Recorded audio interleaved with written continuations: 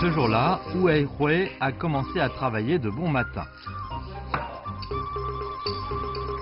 Selon la coutume de Tranmen, le jour où son mari revient de la pêche, elle doit lui préparer des raviolis et une soupe de poulet pour l'accueillir avec un repas délicieux et copieux dans le but de le réconforter de son dur labeur sur la mer et d'en célébrer les bonnes récoltes.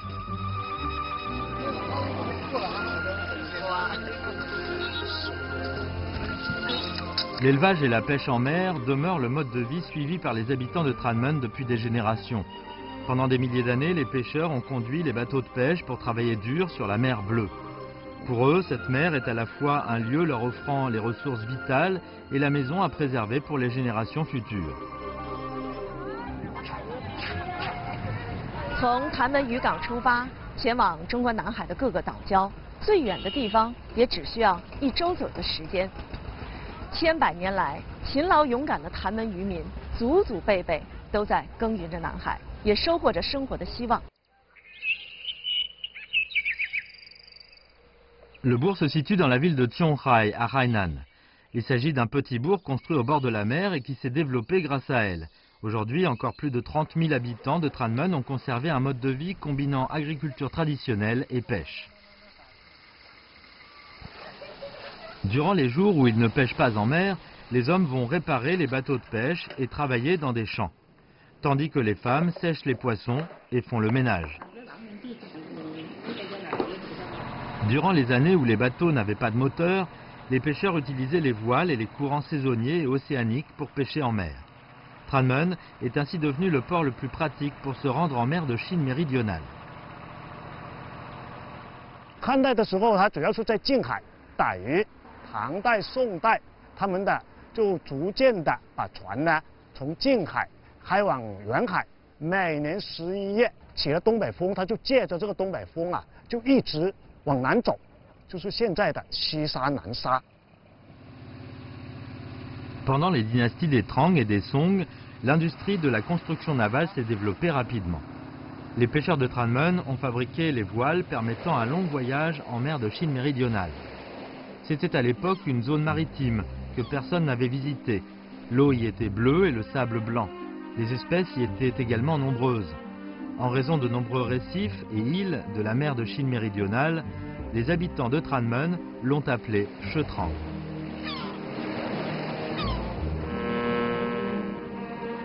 Pendant les dynasties des Ming et des Qing, un grand nombre de migrants venus du Fujian et du Zhejiang se sont installés à Tranmen. Le petit bourg portuaire a progressivement prospéré. Les produits venant de la mer de Chine méridionale et les marchandises de l'Asie du Sud-Est sont apparus sur le port pour un commerce libre. Les outils de pêche étaient tous envoyés d'ici pour approvisionner les pêcheurs sur les récifs. 宋代有一本书叫《诸藩志》，它里面就有一章写到，里面的那个港口怎么样呢？有市舶，有很大很大的商船，官员呢都派人到下面来，到这里来收税，收税来作为政府的财政开支。 Pendant des milliers d'années, les générations d'habitants de Tranmen ont navigué dans l'océan en affrontant vents et marées et acceptant les défis de la mer de Chine méridionale. Ils ont travaillé dur sur cette vaste mer. La belle et fertile mer de Chine méridionale fut appelée mer des ancêtres par les habitants de Tranmen. 在没有导航和气象预报的过去，潭门渔民出海航行危险重重。为了能够安全返航， 他们对航海经验加以总结，并且在实践中不断的修正完善，逐渐形成了一种耕路部。至今，这些耕路部依然凝聚着潭门人的记忆，承载着他们的历史。 Le manuel Ganglubu est connu sous le nom de carte marine en version textuelle. Il s'agit également d'un journal nautique du peuple de Tranmen. Le manuel préservé fut initialement créé sous la dynastie des Yuan avec une histoire de plus de 600 ans. Il y eut au total 24 versions différentes de ce manuel qui est le témoin historique du travail sur la mer de Chine méridionale.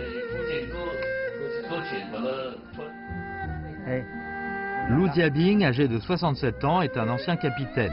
Il possède une collection de Ganglubu qui a été transmise pendant 6 générations. Dans sa mémoire, les deux objets les plus importants pour les pêcheurs étaient la boussole et le manuel Ganglubu. À l'aide de la boussole, on pouvait confirmer la direction de la navigation des bateaux. Et dans le manuel des routes maritimes, il y a les noms exacts des différents récifs et îles de la mer de Chine méridionale, ainsi que les itinéraires et distances pour les rejoindre depuis le port de Tranmon.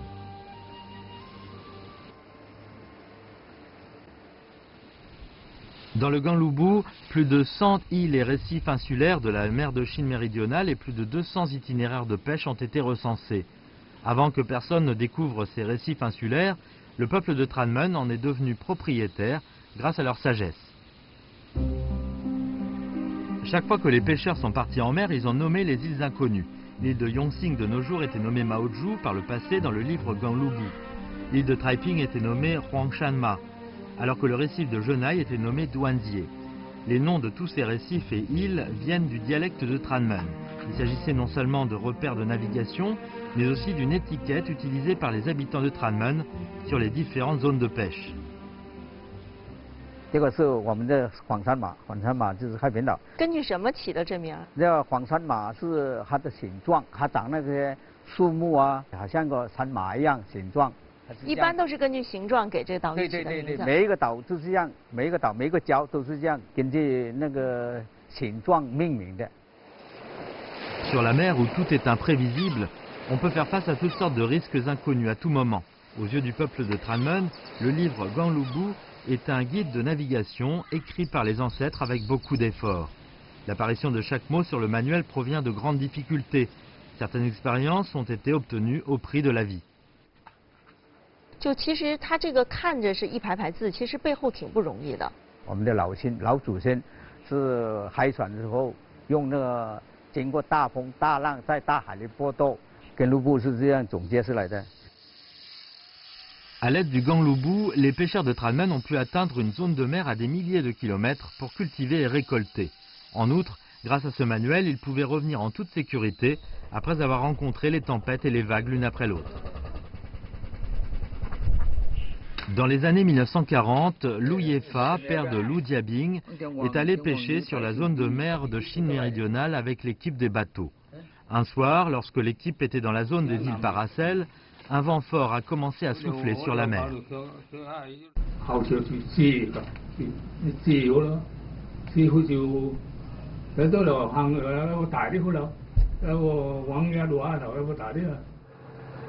Le bateau de pêche a dérivé pendant 5 jours entiers en mer. La nourriture et l'eau douce ont été progressivement épuisées. Au moment où les pêcheurs étaient sur le point de désespérer, ils ont reconnu un récif grâce à la description du livre Gangloubu. Une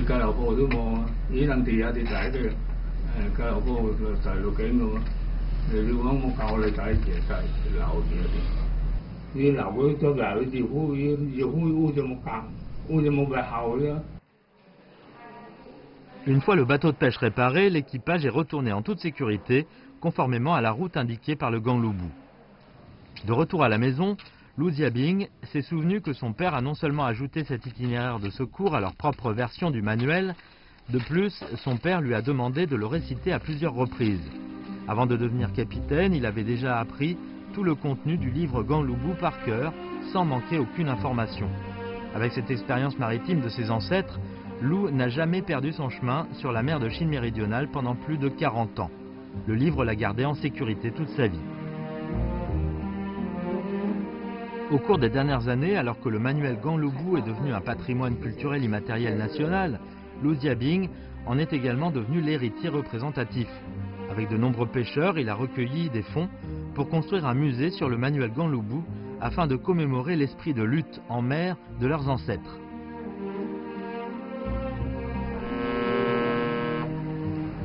Aujourd'hui, avec le développement de la pêche moderne, les opérations mécaniques ont remplacé la pêche manuelle et la navigation par satellite a remplacé le livre Gangloubu. Bien que le manuel ait perdu son rôle passé, chaque mot et chaque nom de lieu dans le manuel demeure toujours le souvenir et l'émotion les plus mémorables au cœur des pêcheurs. 我们采访过很多老渔民，他有些已经去世了。他说我的根鲁布啊，虽然没有用了，但是呢，我放在枕头底下，睡不着觉的时候，我把根鲁布拿出来看一看，回忆一下当年从这里到哪里到哪里到哪里有什么经历，所以现在我不断的那个怀念南海，我就感觉到非常的这个光荣，说我是一直在怀念南海，说我一生就是在这种感情当中走过来的。Le passage des années ne peut pas faire disparaître les émotions des habitants de Tranmön pour la mer de Chine méridionale, ce qui les a encouragés à hériter de cette tradition ancienne de culture et de pêche. Pendant les années d'aventure en mer pour surmonter les vagues, les pêcheurs ont également développé entre eux un esprit d'entraide et de fraternité. 千百年来，谭门渔民拧成一股绳，在大海上相互照应帮助。一旦遇到相邻渔船出险，任何人都会前往救援。即使困难重重，也在所不惜，因为在他们心中，出海就是兄弟。 Il y a des temples des confrères construits dans les villages de pêcheurs autour du bourg de Tranmön et sur les nombreuses îles de la mer de Chine méridionale.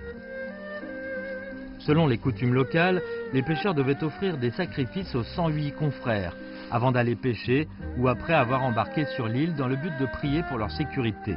Même si dans les îles n'ayant pas d'habitants ni de temple des confrères sur la mer de Chine méridionale, les pêcheurs allaient construire un sanctuaire simple avec quelques pierres. Ils allaient y brûler de l'encens ou offrir un verre d'alcool.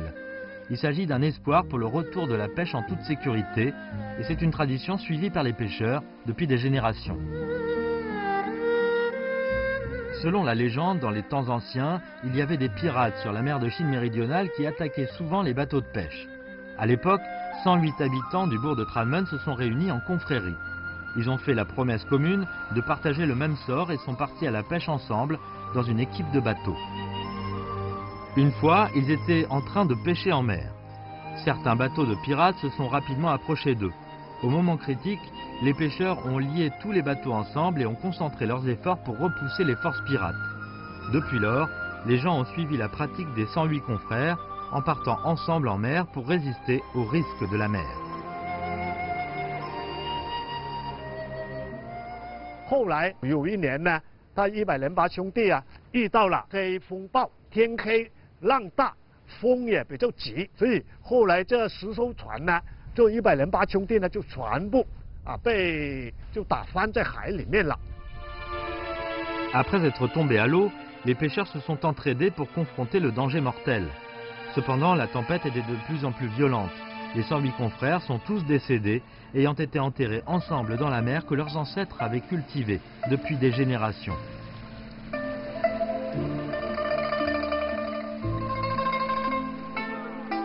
Pour garder à l'esprit ce destin commun de l'amitié, les habitants de Tranmön ont construit un temple des 108 confrères, afin de les saluer comme les dieux gardiens de la mer de Chine méridionale, qui pourraient assurer la sécurité des pêcheurs partant en mer. 从明代到清代到民国，一直到今天，这种精神呢一直鼓舞着我们谭门的渔民，是吧？从谭门一直到西沙，一直到南沙，到中沙，继续在那里作业。 L'histoire des confrères a été transmise de génération en génération à Tranmön. Aujourd'hui, plus de 100 pêcheurs de l'équipage de la mer ont formé spontanément une équipe bénévole de sauvetage. Leur participation au sauvetage est juste pour répondre à la promesse de ceux qui vont ensemble pêcher en mer sont des confrères. Krowesiu est un ancien capitaine et un membre de l'équipe de secours. Un jour de juillet 2012, alors qu'il pêchait près de l'île de Jongye, dans les îles Spratly, a soudainement reçu une alerte de tempête venant du centre maritime. Alors qu'il était sur le point de repartir au port de refuge en bateau, un appel de détresse a été entendu à la radio. À une dizaine de kilomètres de sa position, un bateau de pêche d'un autre quartier avait jeté l'ancre suite à une panne de machine. 他们说救命啊救命啊，风也来雨也来浪也来了，不救他的话，那个24条人命就不在了。 Ayant 22 ans d'expérience de navigation maritime, Krowesiu connaissait bien le danger que le bateau en panne allait affronter. S'il n'allait pas les aider, il était fort possible que ces 24 pêcheurs décèdent pendant la tempête. En ce moment critique, Krowesiu a tourné la proue avec son équipage pour aller à leur rescousse malgré la tempête. Après plus d'1 heure de navigation difficile, ils ont finalement trouvé le bateau défectueux. Avec ses membres d'équipage, Crăuescu est monté sur le canot de sauvetage pour s'approcher du bateau défectueux sous la tempête au risque de sa vie. Afin de relier les deux bateaux, ils ont jeté toute leur force afin d'envoyer la corde sur le bateau en panne.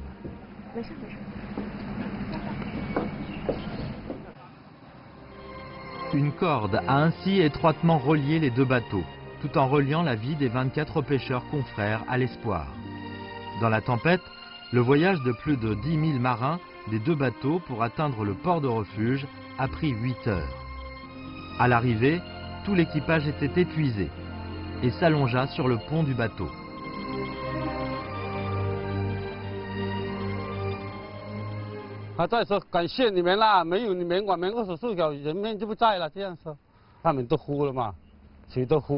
当时你怎么跟他们说的呀？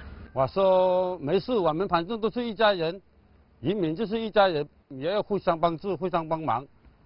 要有人命关天的话，肯定要救人为主，不管你付出生命也要救人。L'amitié fraternelle a uni les pêcheurs avec solidarité. Quand ils vont en mer, ils travaillent ensemble pour faire face aux tempêtes inconnues. Une fois retournés au port, ils vont partager la joie de la récolte. Les femmes qui travaillent à la maison sur le quai ont aussi progressivement développé un caractère simple et solidaire. Aujourd'hui, les activités de distraction sont devenues populaires dans le Vieux-Bourg. Pendant les jours où les hommes pêchent en mer, les femmes sont responsables des affaires. Quoi qu'il arrive, tout le monde va tendre la main et s'entraider. Aux yeux des habitants de Tranmön, la vie doit se dérouler comme cela, simplement et harmonieusement.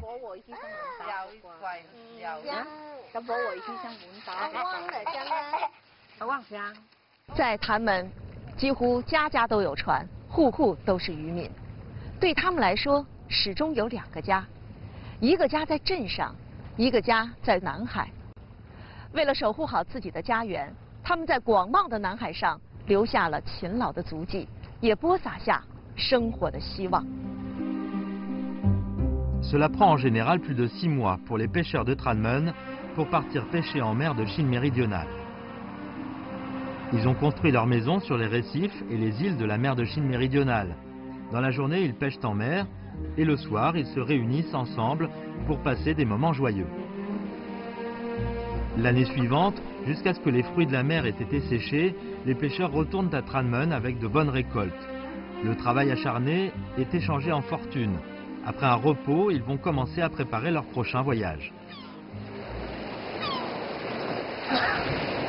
Lu Yuyong, âgé de 53 ans cette année, a passé la plupart de sa vie en mer de Chine méridionale. Pour la maison dans la mer de Chine méridionale, il a un souvenir à la fois compliqué et inoubliable. Quand il était jeune, les adultes à la maison allaient souvent pêcher en mer. À cette époque, il savait qu'il y avait une autre maison sur la mer de Chine méridionale lointaine. Chaque fois que les adultes revenaient, ils lui apportaient de nombreux cadeaux, délicieux et amusants. Cela constituait le souvenir le plus heureux de sa vie.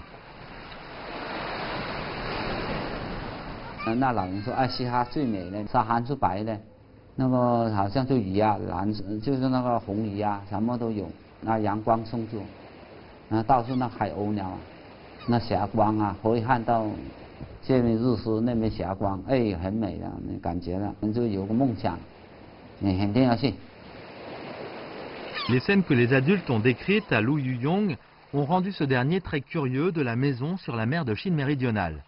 Son rêve d'enfance était d'aller en mer de Chine méridionale comme son père, une fois devenu adulte.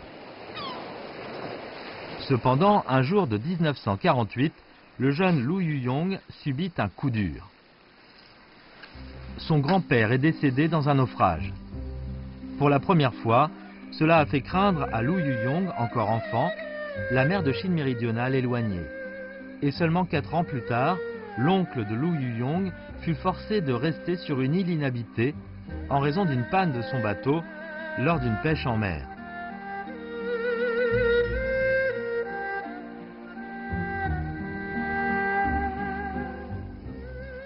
没淡水，后来他们就躲到水肿面，很凄凉的，心里挂在家里没办法。最后就没有回到家里来。没回到家里，因为他的心挂的是我们的家人。我们说要，我们要说了死了，一代一代就省掉我的老爸很小，或者我的奶奶在家里，对。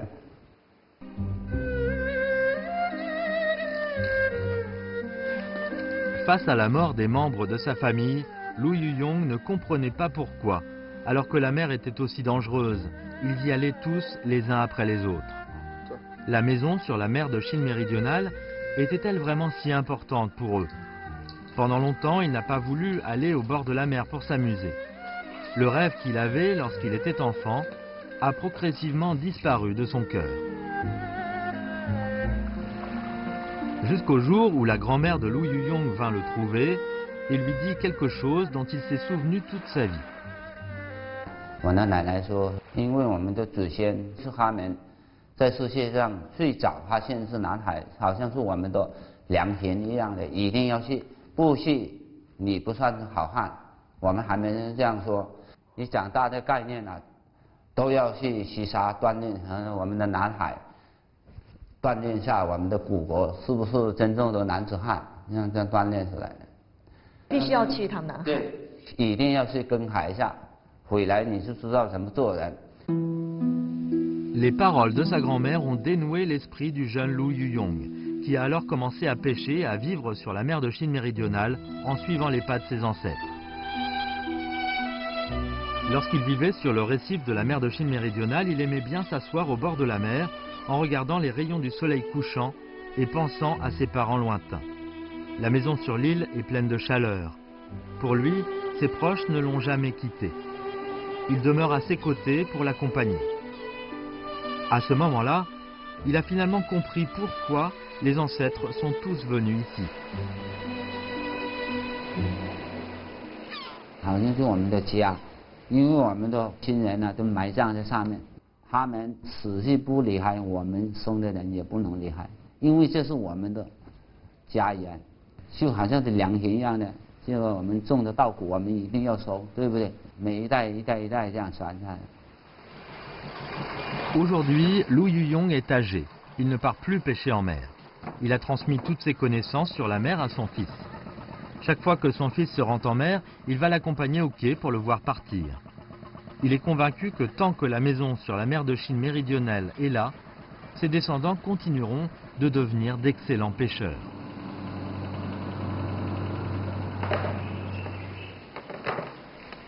Il y a une légende à Tran Mun. Leurs ancêtres étaient des poissons venus de la mer.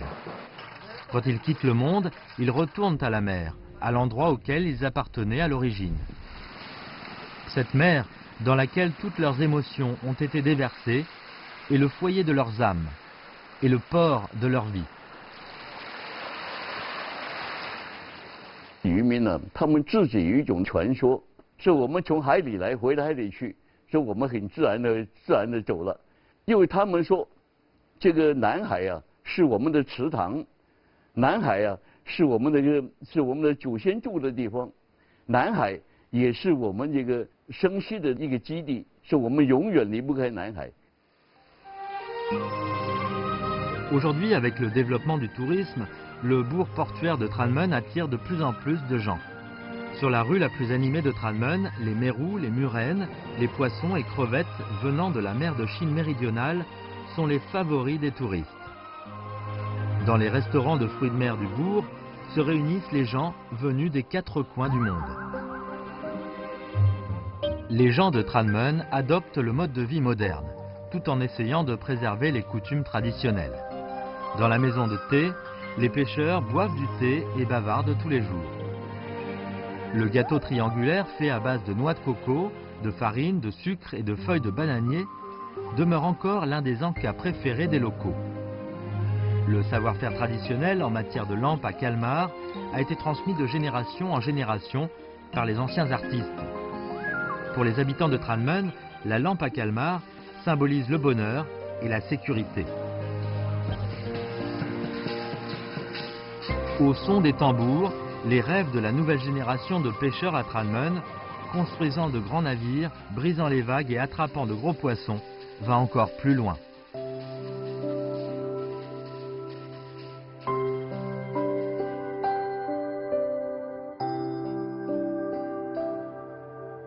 谁的声音那么近，仿佛妈妈的叮咛。晨光唤起黄鹂鸟，晚风吹动下课铃。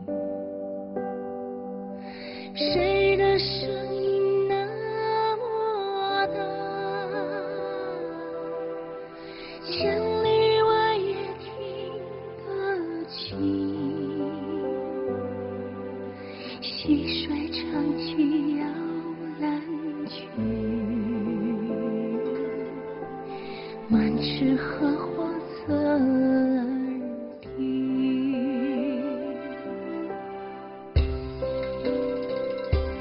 相聚时